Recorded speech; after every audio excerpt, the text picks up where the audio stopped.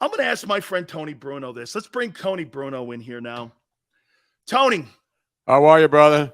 All good, man. Talk to me about Philly fan. Define him. I'll tell you this. I have found a home with these guys. I'm going to tell you why. They give me more shit than my wife does on a daily basis, but they show up every day, and I love it. I mean, my wife goes, oh, hey, Sills, I just realized something. You're with a bunch of assholes. Who would have ever thought that it really worked? Which assholes is she referring to? I think she's referring more to me. Because it's funny, Dan, because I worked in San Francisco for 17 years, even though I didn't live there. And so I love the Niners. I love the Niner fans, the Raider fans. I get along with all fans. But it's interesting that after that game on Sunday, I got all these San Francisco fans coming out after me for not saying anything controversial. All I said was, and I was doing a live watch party during that game, so I didn't even have the sound on when I was watching it. And I could see, like, when that catch was made by Devonta Smith at the 3, I'm yelling, I don't know what they're saying on Fox. I'm yelling, how is Shanahan not challenging that? And he didn't. And that's why you saw Devonta Smith was getting up. Yeah, get up. Let's get to the line. You have to throw the flag there. And then he blames the Eagles stadium crew for putting up a replay. Isn't that what you have guys in the booth to do? Isn't that an instinct? Because if you challenge that, even if you lose, you have to make that challenge, because if it was overturned, which it would have been, then the Niners would have had the ball like at the 40-yard line and the Eagles wouldn't have scored, and that may have changed the entire dynamic of that game. That's a huge play despite it being early in the game. You can't worry about I want to save it in the fourth quarter when I may not need it. You've got to make that challenge. And Shanahan, who's a good coach, but you look at his record. You're talking about Andy Reid. I'll get to that in a second. But Shanahan, the 49ers have not won a Super Bowl since 1994. We talk about the Cowboys in 95. The Niners haven't. And the Niners have had good teams and good quarterbacks and good coaches through that era since they last won. And Shanahan's record in championship games and playoffs is not very good. Same thing happened to Andy Reid in Philly, as you'll remember, Dan. I mean, Andy Reid went to, 5 consecutive NFC championship games, was favored in pretty much every one of them, and then finally got one at the end, and went to the Super Bowl before they lost to the Buccaneers in Jacksonville. And so that's how Andy Reid's career ended in Philly. Great coach, and he's going to go to the Hall of Fame, but he just didn't come up big, whether it was his quarterback, Donovan McNabb, the receivers. Coaches will always make reasons. But nobody hates Andy Reid in Philly. The guy did an amazing job, and they'll have a statue up for him, even though he didn't win a Super Bowl there. And now now you look at the Niners, and the fans. Here's the difference: the fans in Philly, they'll stay on a coach, just like New York fans, if they don't think the coach is, delivering, whether it's his players or his assistant coaches, whatever they are. The head coach or the coordinators always take the blame when the team fails at the end of the year, right? They don't blame the players. I mean, nobody's blaming Brock Purdy for getting hurt.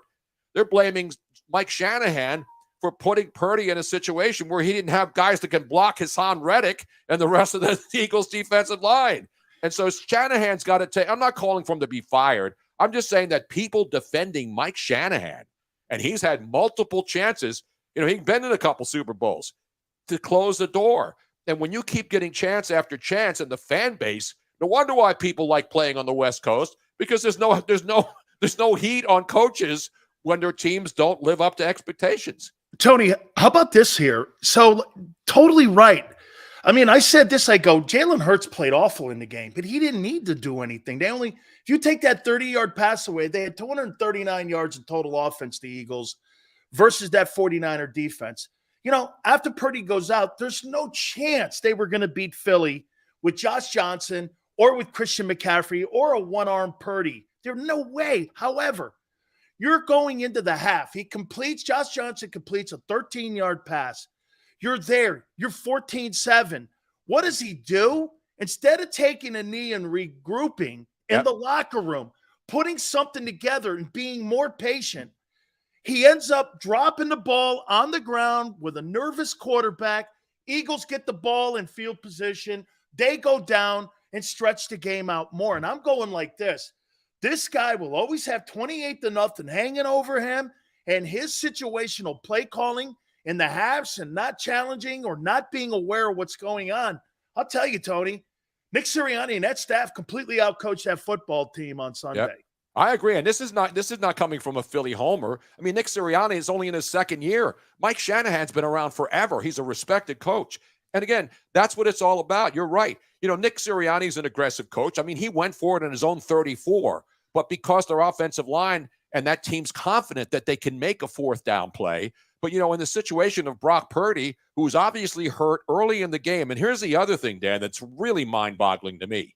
I was doing a show. I was doing a show on No Filter Network, and I couldn't hear what they were saying. But when I saw the completion, and I saw, that it wasn't a completion right away, and I saw the receiver saying, "Let's go, let's get to the line." That was the first unbelievable decision by Mike Shanahan, which turned the momentum of the game. The second unbelievable decision, as you mentioned, was the situation where you're right, you got Josh Johnson in. He's taking a beating too. You got to take a knee and get the hell out of there because you're getting the ball to start the second half. And you're still in it, Tony. It's 14-7. You're still in the thing. Exactly. And you lost Brock Purdy, and you still were able to get back in because, A, your offense is still really, really good. Your defense is still really, really good. And as you mentioned, Jalen Hurts was not able to throw the ball.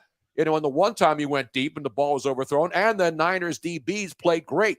Their coverage on the outside receivers was phenomenal. But the problem is the Niners defense, as great as it is, gave up 4 rushing touchdowns in that game. And once it got later, and even though Jalen Hurts didn't have to do a lot by throwing the ball because the Niners were concentrating on keeping him in the pocket, when they started getting tired and they were wearing down that 49er defense, you saw the frustrations. And you saw that Jalen Hurts then, just like Mahomes did in his game, said, I'm just going to take the ball now run this clock out and get first downs and start going out. Patrick Mahomes did the same thing. Another guy, fighting an injury. Remember, I don't think Jalen Hurts is 100%. Oh, no. I think there's an issue, Tone. I think there's an issue with him, and I think we're going to see some news after the Super Bowl. I think that shoulder, according to Peter King, Peter King asked him after the game, he goes, hey, when I threw that 40-yard pass in the Giants game, that was the furthest pass I had thrown since Chicago, and I didn't think I had enough, and it hurt like hell. Tone, I think he's got a rotator injury. He may, but that's a great point because you played at Miami, you played in the NFL. People don't realize all these guys are playing hurt right now. Oh, yes. And you're running on adrenaline. But the one thing that another thing that I was really stunned at is that when Purdy got hurt, and I said it when I saw the injury, I didn't know he had a torn UCL, but I knew the way the elbow bent back that, it wasn't just a minor. So what they do, they bring him on the sideline. He goes to the locker room for whatever reason, and then they have to put Josh Johnson in. Then he comes back out, and there has an ice bag on, and then they have guys rubbing and massaging his arm on the sideline. I mean, aren't you supposed to realize? And the kid was saying he was hurt. He said it hurt to throw the ball. And then they put him back in the game knowing that he couldn't throw the ball more than 10 yards. And they had to use Christian McCaffrey at one point. So whose fault is that? That to me is, once again, the medical department of the 49ers, so worried about having him out there to make it look like he was ready to go back in. And I had all these Niner fans around me saying, you got to put him back in. If he's on the sideline, put him back in the game. They need him. They're not going to win without him. But you had a guy who was hurt and hurt badly on the sideline. And I was jokingly I was yelling, just spit on it, rub some dirt on it. What I used to say when kids got hurt and they got a little cut, just spit on that thing and just put some dirt on it. This guy was hurt. How do you not make sure that you get him help? But I think they wanted to create the illusion, Dan, that he was going to go back in at times, and fans were screaming, get him back in. If he's out there, then it must mean he can play. And so there were so many things that just didn't make sense in this game. Obviously the officiating wasn't great in either game, and these are the all-star teams. That's the best part of it. These are all-star crews, and unfortunately, I think both games, there were a lot of questionable calls, and there were a lot of legit calls. So you can't blame the officiating when it's a 31-7 beatdown, Dan, even though the score is not indicative of the game. The Eagles' running game wasn't great, but they scored 4 rushing touchdowns. Yeah, and you saw several of them were just like walk-ins. I mean, they weren't like they were, 1-yard plunges with 6 guys pushing Jalen Hurts from behind. I mean, the 2 runs were like right up the middle and right to the side. And what's his name wasn't touched once. The Pro Bowl running back. Miles Sanders. Miles Sanders on his 2 touchdowns went in untouched both times. Absolutely. Tone, let me throw this at you here, and let me get your opinion on this, because 2020 draft class now, you have an opportunity to address contract extensions. Looks like the Bengals have begun contract talks with Joe Burrow. God, that guy's going to make maybe $70 million. And now you get a chance to talk with Jalen Hurts here. Here's my problem paying Hertz. Do you want a full roster like you have in Philadelphia right now, where you can go into free agent market and get Hassan Reddick or a $25 million wide receiver and A.J. Brown? Jalen Hurts, the only reason the Eagles are in the Super Bowl is because all those free agents panned out, because the quarterback makes $1.3 million, and he played at an MVP level. Tony, I don't know about you, but I've never seen a $1.3 million quarterback in the conversation for most valuable player. Burrow is in that, but Burrow is a different kind of animal. We're talking about a drop back guy versus a dual threat guy who they don't last long. There's not a high ceiling. Do you want to pay $50 million for Patrick Mahomes? They have no running game. Their O-line is not the best. They're kind of sporadically good on defense. Chris Jones is great. There's a linebacker that's decent. They got 2 rookies starting at corner because the quarterback makes 50, and they can't keep Tyreek Hill. Kelsey's there. That's it. Would you rather have the ability and the leverage to move around and build a roster like the 49ers and the Eagles do by not paying a quarterback? Or do you want a $50 million quarterback? Well, they got to re-sign Jalen Hurts. Yeah, I mean, they have to. But if you put 50 in there, Tony, you're going to lose guys. You're not going to lose Hassan Reddick. I mean, listen, they're going to have to make some decisions. Jason Kelsey, this may be his final year, and he's one of the greatest centers of all time. So I wouldn't worry about that. Remember, look at the quarterbacks that the Eagles have had. Everybody's making everything about race. Nobody's had more African-American quarterbacks, than the Philadelphia Eagles in the last 2 decades. Go back to Randall Cunningham. Donovan McNabb was a high draft pick. You had Michael Vick in there. And then you got Jalen Hurts. And remember, when they drafted Hurts, people were scratching their heads. And, this guy, in the beginning, they said he couldn't. Actually, somebody put a compilation together on Twitter of all the national talking heads, including, Colin Cowherd and people I know and respect. But I'm not talking about fans. I'm talking about guys on TV, Chris Sims. And again, all these guys that I like personally, they're all saying Jalen Hurts doesn't have an arm. But Tony, everybody in Philly was saying the second-round pick was a bust. But because that's what fans do when a guy doesn't come in and immediately take you to the Super Bowl. I mean, fans, in Philly, New York fans, they were saying that about Danny Dimes after the first year. But the Jet fans were all excited about, 2 number 1 draft picks, that were drafted high and then flamed out, including the last guy who they don't even want around the building. He's going to have to become the new MILF hunter because he was the guy that was supposed to be the next guy. So, when you play in New York or you play in Philly in tough markets like that, if you're a high draft pick and you can't even start ahead of guys like Joe Flacco and guys you sign off the street, that's not a good sign. So to me, I think the Eagles, just like everybody's giving the Niners credit for taking Brock Purdy with the very last pick, and it was a brilliant move because they didn't think they were going to need him, when they had Trey Lance and they had Jimmy G. And so that was smart because he wound up being the guy to go in there, just like the Eagles with Nick Foles. When Carson Wentz got hurt, he went in there and took him to the Super Bowl and won it. So to me, when you have a franchise quarterback, do you doubt that Jalen Hurts is a franchise quarterback? No, I don't think he's going to last long because I'll just do this. RG3, Kyler Murray, won't see him till next October. Lamar Jackson, the reason Baltimore is wavering on him, it's not talent, Tone. It's the ability to be healthy. And this will be, in my opinion, we're going to see something probably after the Super Bowl. He may have to go under the knife for the 2nd straight year. He's not going to get healthier. So there's not a giant window here. This guy's not going to have, the guy in Buffalo, if he doesn't control himself and run better and get a better running game behind him, he's going to be Andrew Luck too. I mean, Andrew Luck ran that way. He had a 7-year career, Tone. I mean, if you run, and that's part of your arsenal, and Tom Brady couldn't jump over a stack of quarters. Right. This guy was relied on his arm and his ability to read defenses. If Jalen doesn't have the components, look what the shoulder injury does for him, Tone. It affects his running game and throwing game. If Brady gets a knee injury like he did early in his career, that doesn't affect his ability to win Super Bowls. That would affect Jalen. Yeah, I hear what you're saying, and I agree with most of that. But the difference between the Carson Wentzes of the world, those guys ran recklessly. The same thing with Kyler Murray. That's a great point. They run Jalen Hurts. Remember, Carson Wentz didn't even know how to do a baseball slide, so he kept getting crushed. And he had a great year that one year when they went to the Super Bowl. And then he got hurt, and then luckily they had a backup quarterback who went in and took him the rest of the way, and then won the game against the Patriots. But to me, Jalen Hurts, unlike a lot of the other guys who run around, you're seeing that when they said he couldn't throw, and all he did was run, he went out and proved that they can run. And he's got a great running back. He's got 3 great running backs. He's got 3 guys that can go in there and do anything. And he had Corey Clement. And you look at the guys that he's had, in Philly. I think Corey Clement was already gone when he won the Super Bowl. But he's got couple of the same offensive linemen, maybe the greatest center of all time when all is said and done. And they've got studs on that offensive line and some young guys. Not, these guys aren't all old other than Jason Kelsey. So their offensive line is strong.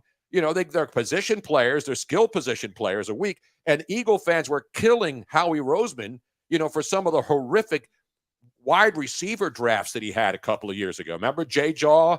And then, of course, Jalen Reagor. I mean, these guys couldn't play, and they couldn't face the heat of being in Philly. And when you're a high draft pick and you play in Philly or New York and you can't do anything and get out of your own way, you're not going to last. So you got to give a guy nobody was more maligned than Howie Roseman in Philly. They were calling for him firing. He stinks. He's got to get out of there. Jeffrey Lurie's got to sell the team. You know how fans overreact. The same thing the Niners are doing now, except nobody's telling the Niners to fire Shanahan. They're just saying, well, it's the officials' fault, or they tried to hurt Brock Purdy. They didn't try to hurt. That Hassan Reddick hit was as clean as you can get. He single-handedly, Dad, wrecked that game in the first half. He is a forced tone. I couldn't have been more wrong about a guy, because early in the year, they couldn't figure out how to use him because Carolina and Arizona couldn't figure out. But yet you see double-digit sacks, and you're like, why is he on his 3rd team in 3 years? And when they got Sue and Joseph,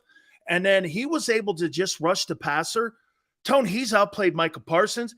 And to some extent, I think he's even outplayed Nick Bosa. Oh, absolutely. You look at his numbers. The MVP of the Eagles in the playoffs so far. No doubt about it. And I've been saying that for weeks. He went to Temple. I mean, he's a Camden, New Jersey guy. So I've watched Hassan Reddick play.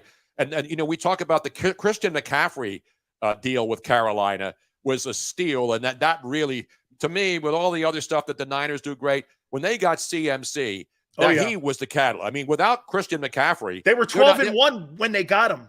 Yeah, but they're not tasting the playoffs without Christian McCaffrey. They're not making a run and getting to the NFC Championship game. So that was a great pickup for the Niners, and the Hassan Reddick and the signing of Sue and Linville in the middle of the season when anybody could have signed him. Unbelievable. But those guys both said they knew that they had a chance to go to a Super Bowl. That's what Ndamukong Suh said. Hey, I'm coming here because I got a chance to go to a Super Bowl again. And so that's why guys, it happens in the NBA when players want to go and play with LeBron. We know when he was the most dominant player, he's still a great player, but the Lakers aren't going anywhere, because it's all about LeBron breaking the record now, the scoring record, because they're not going deep into the playoffs. But LeBron is still a force for everybody wants to tune in and watch him play. To me, you got to re-sign Jalen Hurts. He's got to be a franchise guy. They don't have anybody on their roster who's even close to being ready, And so to me, I think he proved his point. Nobody was down on Jalen Hurts more than the media and more than fans, But when he got a chance to take the team and work with guys, and he works in the offseason with guys, he's not one of these guys who just shows up. He works hard all the time. No, he worked with Tom House in the offseason here with Brady's guy. Yep. And then really improved this passing game. Tone, I want to ask you a question about the ownership. Now, you and I you go further back with the Eagles, obviously, but Jerome Brown and I went back to Norman Brayman. We know him from South Florida. He was a terrible owner, didn't want to spend any money. This guy comes in here, and I got to say this to you. This is going to be the 2nd Super Bowl in 5 years, be Jeffrey Lurie's 3rd Super Bowl since he's owned a team and completely outdistancing Jerry Jones since Jones won the Super Bowl. I got to say this to you. Look at the last, since Andy Reid, winning record as an Eagle coach. Even dumbass Chip Kelly, a winning record as an Eagle head coach. Doug Peterson, winning record, Super Bowl. Nick Sirianni, winning record. Now he's in the Super Bowl. I'll tell you, for all the shit that organization takes, and I give them a ton of it too, but I'll tell you what, when they see a mistake, they move off it. Yep. They make right hires. Look at Andrew Berry now. He's a GM in Cleveland. You got Joe Douglas with the Jets. You got Wall up there, the assistant general manager in Pittsburgh. I mean, it's a well-run organization, and that has to go back to the owner. Absolutely. And I remember when he bought the team, because I was doing local sports radio at WIP, and people were like, he spent $285 million to buy this team. And Brayman was a used car salesman from Miami, and everybody knew that. He didn't buy the team because he really wanted to win. He didn't even live in Philly. He was living in Miami. The guy in France. The guy in France. That's what Buddy Ryan used to call him. That's why Buddy was the guy in France. They knew that he wasn't there. He hired Rich Kotite, who would complain about his play sheets being he couldn't see the play sheet because when it rained, the ink ran down. I mean, those are the kinds of excuses. And Rich Kotite was the guy you remember under Norman Brayman, who, when he was asked, when Reggie White, and that defensive line with the Eagles with Reggie and Jerome and those guys, Reggie White's arguably one of the top 3, if not top number 1 defensive end of all time, right? Oh, absolutely. Here he is in Philadelphia, right? Guy who's done everything. And then Norman Brayman wouldn't even offer him a contract. You wouldn't offer Reggie White a contract. And when Rich Kotite was asked about whether or not he wants Reggie White back as a head coach, he wouldn't even answer the questions. How would a head coach on any team not say, because he was afraid of the owner? He was afraid to say, all you got to say is, yeah, I'd love to have Reggie White back here. But he didn't have the balls to say it. And so then Reggie White goes to Green Bay. Everybody mocks him, and he goes and wins a Super Bowl in New Orleans. And I remember I was there in New Orleans, and I called Reggie, and I said, Reg, I got to talk to him. And he allowed me to go into his hotel room and get an exclusive interview with him because of how much I fought against the Eagles, who did not make him an offer. We had a Reggie rally in downtown Philly where 50,000 people showed up as I condemned Norman Brayman in a public square, because that's how outraged the Philly fans were. You don't let a guy like Reggie White walk away and then go win a Super Bowl somewhere else. So thank God Norman Brayman sold and got out. And thank God Tony Bruno is the only guy who could go on the flagship station of the Eagles and hold a rally blowing up the owner. Exactly, because that's what fans do in passionate cities. When they see an owner who's a weasel, who's a liar, and that's what Norman Brayman was, we called him out. And his hiring of Rich Kotite, not a bad guy, was just proof that he didn't really care about winning. He didn't care. He had to get rid of Buddy Ryan, and he didn't care about winning. And then he made one bad hire after another. And then luckily, Jeffrey Lurie, who went through a lot of growing pains. People ripped Jeffrey Lurie when he said, I want to be the gold standard of the NFL, because that's what the Patriots were, because the Patriots were great, the entire Tom Brady era. And when he said, we're going to be the gold standard, the local media in Philly mocked him. Well, how can you say that? What do you have to show for it? And now you watch this guy, and the guy is delivering. The fans love him, and because he's brought consistently quality players and quality coaches now since he took over. So you got to give him credit. And that's what fans always do, Dan. You know this. When you have a bad owner, no matter what city you're in, the fans are going to realize that the owner's bad, and you can't get away with it in this day and age where fans know everything. The guy in France, to me, was the greatest ripping of your boss ever. When Buddy Ryan referred to the guy who was paying him to coach the Philadelphia Eagles. They wanted Jim Lachey. They wanted Jim Lachey because the guys, Keith Byers and Keith Jackson, told me the story that Byers had put the deal together because they were going to make a trade, Tony, with San Diego. So where does Jim Lachey end up? Washington. Mm-hmm. And those guys were like, I'm going to say this to you about Randall. Randall Cunningham, if he played in today's NFL, would be Patrick Mahomes. Yeah, I mean, remember, Patrick Mahomes, now at the Super Bowl, which Super Bowl was it, Robin, where we got to meet Patrick Mahomes? It was before he was drafted in Houston, the Houston Super Bowl. So now Patrick Mahomes. Is that Miss Robin? Put her face in there. I want to see her. She's got the camera on. I don't have a camera on me right now. Damn you. That was 2017 for the 2016 season. Was that the Eagles Super Bowl? No, that was the Eagles were in Minnesota. This was the year before Patrick Mahomes was being New Orleans?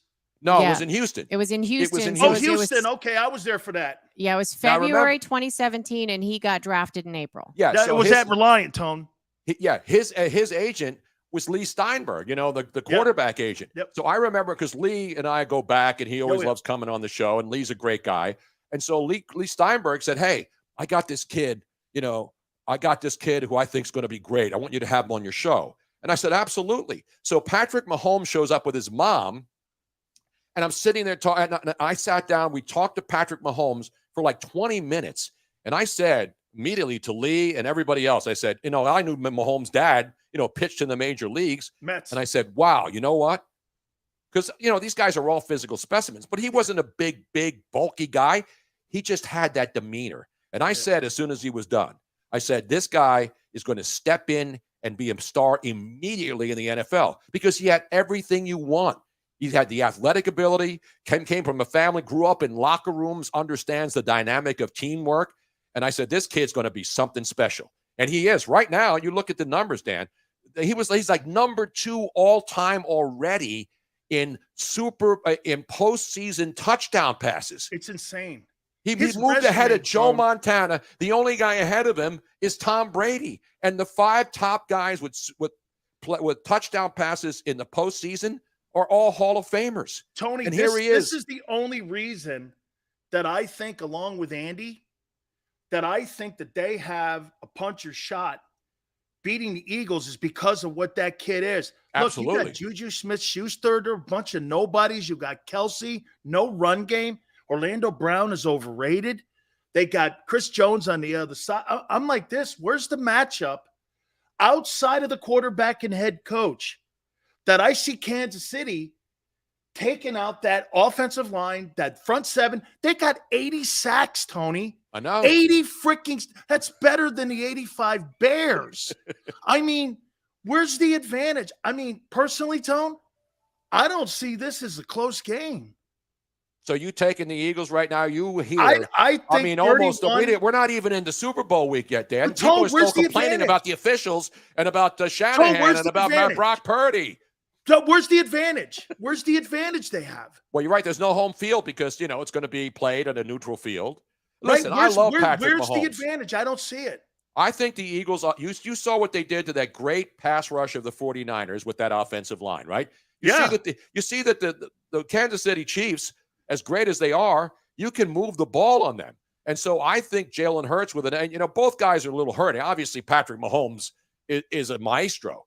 But to me, when you look at the 2 quarterbacks, they're the difference makers in this game. But I think the Eagles have an advantage on defense, on pressuring the quarterback. And again, even if they don't sack Patrick Mahomes, what they did to Brock Purdy, which I thought was great coaching by the Eagles defensive staff, is they watched the film of Purdy. Purdy was getting it done by getting out of the pocket and rolling right, and then seeing all of those big playmakers, McCaffrey, the tight end.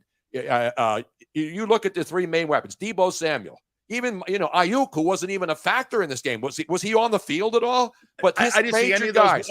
Once Purdy went down, Tone, I didn't see any of those guys. But McCaffrey only guy I had to saw come was in. McCaffrey, and then had that monster run where he ran over 3 guys and got into the end zone for their only touchdown. But what I'm saying is Brock Purdy was able to roll out, buy himself some time, and then find, get a little dump off, 8, 9, 10-yard pass to McCaffrey. He threw that ball to the tight end who made that unbelievable catch the week before, bobbling it and hits off his face mask and he catches it. Those were the plays that they were getting with Brock Purdy because Brock Purdy was able to roll out. But the Eagles defense found a way to keep him in the middle of the field, in the pocket, just like the Niners did to Jalen Hurts, keeping him in the pocket so they would dare him to throw the football. They did the same thing to Purdy in the pocket, and they did the same thing to Hertz. And it worked both ways because both defenses are stout up front and in the secondary. The Niners' defensive backfield was phenomenal in this game. And so Hertz at the end of the game, because he's experienced and his team was up and they were wearing the Niners down, he was able to put the finishing touches on and close that one out early in the fourth quarter. And people are saying they're going to use their time. I said, San Francisco's not going to use their 3 timeouts when they're down 28 to game's over. To whatever. Yeah, the game and the players know it. The players know it. So it's not like you're not trying to rub it in their faces. No. As a player, as anybody who watched football, that game was over once Purdy. But to me, the biggest crime, Dan, when all is said and done, is what they did with Brock Purdy. We talk about, how great they were in Buffalo, when DeMar Hamlin went down. Now he's out 6 months. In Cincinnati, you saw how great the medical attention was there. And obviously the injury to Brock Purdy was not where a guy was out cold on the field and they had to bring in an ambulance. But the way they had him on the sideline, and they're massaging a guy. I know. Massaging a guy thinking that they hope he can get in. Why not do an MRI? I mean, because they didn't want him to leave the stadium because they were hoping that he could go back into the game somehow and lead a victory, lead a come from behind victory.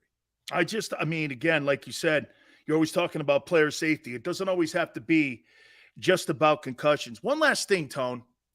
For all the shit that we hear about the Cowboys and all the pumping up of the Cowboys and this and that, and I said this, they'll never win a Super Bowl. And as much as I like the Joneses and know the Jones family, they're never going to win because of the meddling of the owner getting in the way. The Eagles, this is their 3rd Super Bowl. They have more playoff wins than all of the teams combined in the NFC East since 2000. This is a true testament also to the general manager, to everything that goes on. But if you're Jerry Jones, you're paying Dak Prescott $45 million. You're in salary cap hell next year, even more so with Zeke. You're looking up. You're not just looking up at the league now. You're looking up at the Eagles in your own division. You can't compete with the Eagles right now, Tone. Well, they've got, obviously their defense is great. They got, they hit with Micah Parsons. They got some great young defensive But they're players. always one and done. No, you're right about that. And that's something you have to be concerned about. Listen, I joke around about the Cowboys, and I've been having fun with them. Even Troy Aikman knows, and Troy's become a good friend, and Michael Irvin. I know those guys. They knew when I was on the air doing and then now Stephen A. Smith is like now the ultimate Cowboy hater. I've been a Cowboy hater since when they were good in the 90s on national radio. But it wasn't hate. It was You're sports a Philly hate. guy. Shit. What do you think? Exactly. It's a sports hate. When you come out of the womb in Philly, you don't root for the Cowboys. Right. You know that. Same thing with You're Giant a Philly fans. guy. Jesus Christ. Tony Bruno doesn't like, hey, wait a minute. Hey, Miss Robin, here's an epiphany. Tony Bruno doesn't like the Cowboys. Where's he from? Philly. He's a guinea from Philly. What are you talking about? Exactly right. No, but it's not that I hate the Cowboys. I don't hate the human beings. It's a sports. It's a sports thing. It's like they're rivals. And remember, it's easy to hate a team as your opponent, as a rival when they're bad. I was hating on the Cowboys when they were good in the 90s. That takes cojones. Can I tell you why I hate Howie Roseman? Why? I hate Howie Roseman as long as I live. He's a Gator. Howie Roseman went to the University of Florida? Yes. I did not know that. Well, in the words of the Florida Gator fans, whenever I'm down there in Alligator Alley, it's great to be a Florida Gator. Excuse me, we own you. Listen, I had nothing. You went to the U. I know the Florida Gators were, rivals. But right now, the U, unfortunately, Dan, I don't know. When are they coming? My boy Mario's going to get it turned around, though. My boy Mario's going to get it turned around. We love it. Tony, can we do this on Super Bowl week, you think? Well, I'm going to Arizona. I'll be there on Radio Row after a 2-year absence. Holy cow, I can't. I'm going to be down there because my daughter goes to Grand Canyon University. Get this. She's a captain of the rugby team. They're number 2 in the country. Wow, I didn't know that. Congratulations, I'm there every weekend almost to see her play. I think they're playing Arizona the Saturday before. So we got to hook up for a beer, brother. Absolutely. Well, you'll find me on Radio Row. You'll hear me. I'll be the guy. It'll be the most popular. Trust me, folks. It'll be the most popular spot, not because of Tony Bruno, but because of Miss Robin. Well, that's true too. Okay. And by the way, I don't know if you heard the breaking news. Why? Thank you. I don't know if you heard the big news that broke a couple of weeks ago. This is pretty. Dan, you know this. You've known us, Tony. I started working with him a little bit over 15 years ago. 15 years together. Yep. And on New Year's Eve on my Friday night show on No Filter Network, I dropped down to one knee and I proposed to Miss Robin, saying that I never would get married again. But I went down to one knee. He did it on the show, completely shocked the crap out of me. I put a ring on it, man. It's on video. It's on YouTube. Unbelievable. As the fiance would say, that is fabulous news with you two. And All of you, and you know this, Miss Robin, there's only one person I think in broadcasting that's better than me, and I'm talking to him right now. So that's my ego. Well, hopefully guys, we I see love you in very Arizona, much, bro. And I'll see you during Super Bowl week. Thank you guys so much for coming aboard. It's been a blast. Thank you, Dan. Always good to talk to you, man. You got it, man. That's my dear friend, Tony Bruno. God, he and I started Fox Sports Radio. He was the superstar, though. I was the guy in his lead-in. And I'll never forget one time, what was it? Let's see. Willie Stargell died. And so we're walking in, and he had this buffoon of a producer named, Evan Mandelbaum. Okay? This guy walks in, and he goes, Dave Parker's dead. Tony looks over at me, he goes, Dave Parker's dead. And I go, you mean Willie Stargell, you bonehead? And Tony's like, that's my producer. Hit the like button, hour 2. Keep it here on the National